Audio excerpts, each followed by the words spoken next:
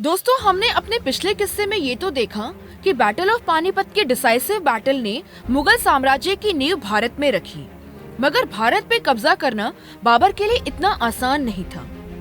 जानबाज योद्धाओं के खिलाफ 3 और लड़ाइयां लड़ने के बाद ही बाबर मुगल रूल को हिंदुस्तान में स्थापित कर पाया था।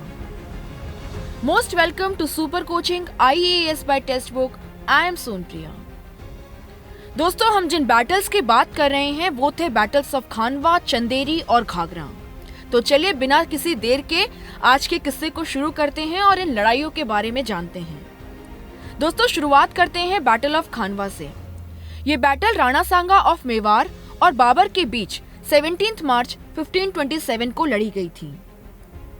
एक्चुअली राणा सांगा भी बाबर की तरह काफी एम्बिशियस था और वो अपना साम्राज्य पूरे भारत में स्थापित करना चाहता था। जब 1517 में ईस्टर्न मालवा सांगा के अंडर में आ गया तो इस डेवलपमेंट ने दिल्ली के लोधी रूलर्स को अलार्म कर दिया। सांगा को आगे बढ़ने से रोकने के लिए जब लोधी शासक इब्राहिम लोधी ने मेवाड़ को इन्वेड करने की कोशिश की तो बैटल ऑफ घटोली में सांगा ने इब्राहिम को हरा दिया।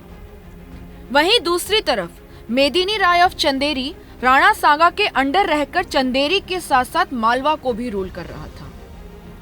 इस प्रकार राणा का प्रभाव धीरे धीरे आगरा के पड़ोस में स्थित एक छोटी नदी पीलिया खार तक फैल गया था। लेकिन बाबर द्वारा इंडो गैंजेटिक वैली में मुगल साम्राज्य की स्थापना राणा सांगा के लिए एक खतरा बनती जा रही थी। सांगा ने बाबर को निष्कासित करने या किसी भी तरह उसे पंजाब तक सीमित रखने के लिए तैयारियां शुरू कर दी। वहीं दूसरी ओर बाबर ने राणा सांगा पर ब्रीच ऑफ एग्रीमेंट का आरोप लगाया। उसका कहना था कि सांगा ने उसे भारत में आमंत्रित किया था और इब्राहिम लोधी के खिलाफ उनके साथ शामिल होने का भी वादा किया था, लेकिन जब बाबर दिल्ली और आगरा को कैप्चर कर रहा था तब सांगा ने उसका साथ नहीं दिया। असल बात यह है कि हमें नहीं पता सांगा ने प्रिसाइसली क्या प्रॉमिसेस किए थे। इसके अलावा हिस्टोरियन सतीश चंद्रा के अनुसार हो सकता है कि सांगा ने बाबर और लोधी के बीच एक लॉन्ग ड्रॉन आउट बैटल की कल्पना की हो, जिसके बाद सांगा अपने डिजायर डिस्ट्रिक्ट्स पर नियंत्रण करने में सक्षम होता। ऑल्टरनेटिवली चंद्रा के अनुसार सांगा ने यह मान लिया होगा कि तैमूर की तरह बाबर भी दिल्ली और आगरा के खजानों को लूटकर हिंदुस्तान से वापस चला जाएगा। लेकिन बाबर के इंडिया पे कब्जा करने के इरादे ने पूरी सिचुएशन को बदल दिया और अब सांगा किसी भी हालत में बाबर को आगे नहीं बढ़ने देना चाहता था। इसलिए सांगा ने एक महागठबंधन बनाने का डिसीजन लिया ताकि बाबर को या तो भारत से बाहर धकेल दिया जाए या उसे पंजाब तक सीमित कर दिया जाए। इन्हीं सब के चलते 1527 की शुरुआत में बाबर को आगरा में सांगा के प्रोग्रेस के बारे में सूचना मिलने लगती है। इब्राहिम लोधी के एक छोटे भाई महमूद लोधी सहित कई और अफगान राणा सांगा को सपोर्ट करने की नीयत से रैली करते हुए उसके पास पहुंच गए हैं, इसी उम्मीद में कि सांगा अगर जंग जीत गया तो अफगान दिल्ली की गद्दी को रिगेन करने में कामयाब हो जाएंगे। यहाँ तक कि मेवात के शासक हसन खान मेवाती ने भी सांगा का साथ देना शुरू कर दिया है। साथ ही ऑलमोस्ट सारे इंपॉर्टेंट राजपूत रूलर्स ने राणा सांगा के अंडर सर्व करने के लिए अपने अपने कॉन्टिंजेंट्स भेजे हैं। राणा सांगा की प्रतिष्ठा और बयाना जैसे कुछ आउटलाइंग मुगल पोस्ट्स के खिलाफ उनकी शुरुआती सफलता ने बाबर के सैनिकों का मनोबल तोड़ दिया। उन्हें एकजुट करने के लिए बाबर ने गंभीरता से सांगा के खिलाफ युद्ध को जिहाद घोषित करते हुए सोल्जर्स के रिलीजियस सेंटिमेंट्स को प्रोवोक किया। यहाँ तक कि अपने सच्चे मुसलमान होने का सबूत देते हुए बैटल वाले दिन उसने सारे वाइन जार्स खाली कर दिए और शराब की बोतलें तोड़ दी। उसके ये एक्ट्स कामयाब हुए और उसकी आर्मी का जोश फिर से उजागर हो गया। इसके बाद बाबर ने स्ट्रेटेजिकली आगरा से लगभग 40 किलोमीटर दूर स्थित खानवा को बैटल साइट के रूप में सेलेक्ट किया। बाबर ने इस बैटल के लिए भी पानीपत में इस्तेमाल किए गए तुलुगमा टेक्टिक को ही अपनाया। उसने आउटर बैशन के रूप में कई वेगन्स को एक साथ लैश कर दिया और डबल प्रोटेक्शन के लिए सामने एक खाई खोद दी। अनफॉर्चुनेटली इब्राहिम लोदी की तरह राणा सांगा ने भी बाबर की आर्मी और वॉर स्ट्रेटेजी दोनों को ही अंडर एस्टिमेट कर लिया था।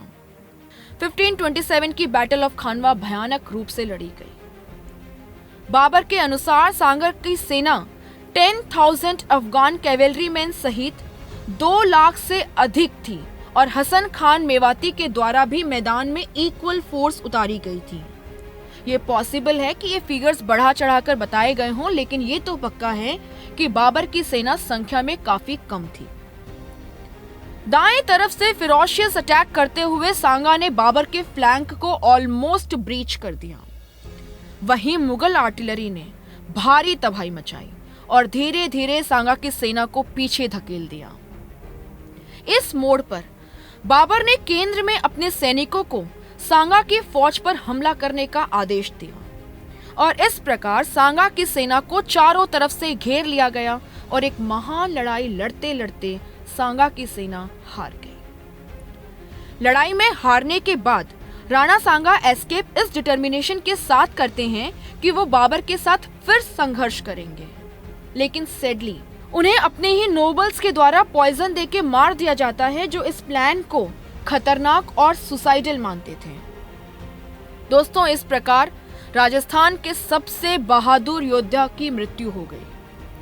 सांगा की मौत के साथ साथ आगरा तक फैले एक संयुक्त राजस्थान के सपने को भी एक गंभीर झटका लगा।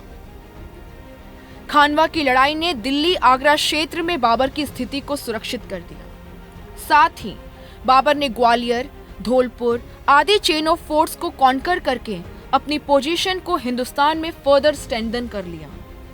इतना ही नहीं, उसने हसन खान मेवाती से अलवर के बड़े हिस्से पर भी कब्जा कर लिया।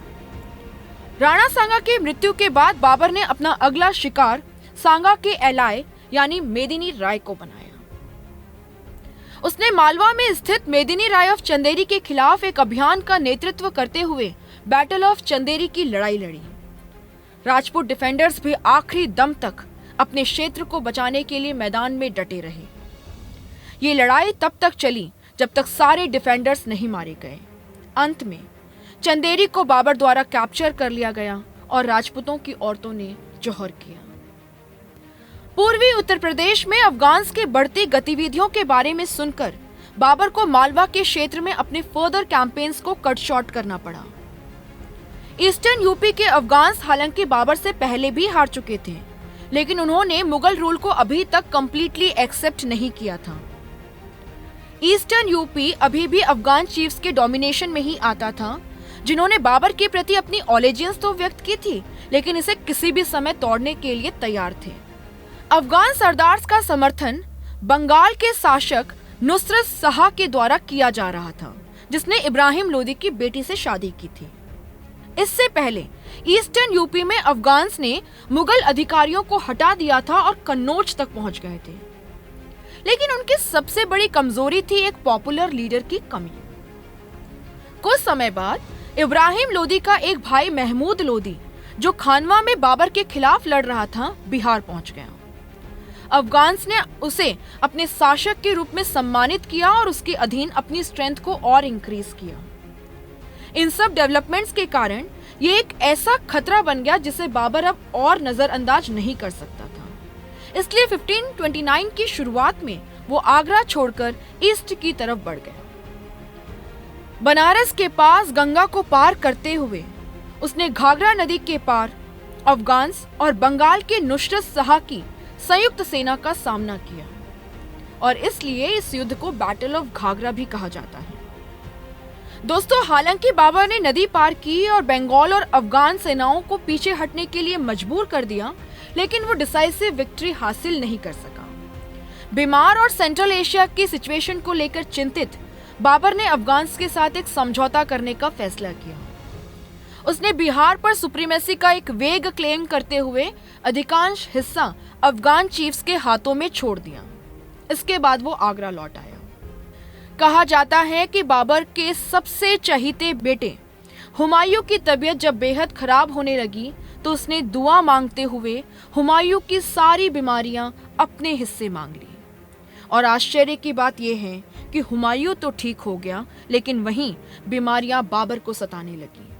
उन्हीं बीमारियों के कारण कुछ समय बाद ही काबुल जाते समय लाहौर के पास बाबर की मृत्यु हो गई। दोस्तों, तो ये थी कहानी battle of Khanwa, Chanderi and Ghaghra की। आई होप आपको काफी पसंद आई होगी। ऐसे ही इंटरेस्टिंग हिस्टोरिकल बैटल्स की कहानियों के लिए हमारे चैनल को सब्सक्राइब करके बेल आइकन प्रेस कर दीजिए।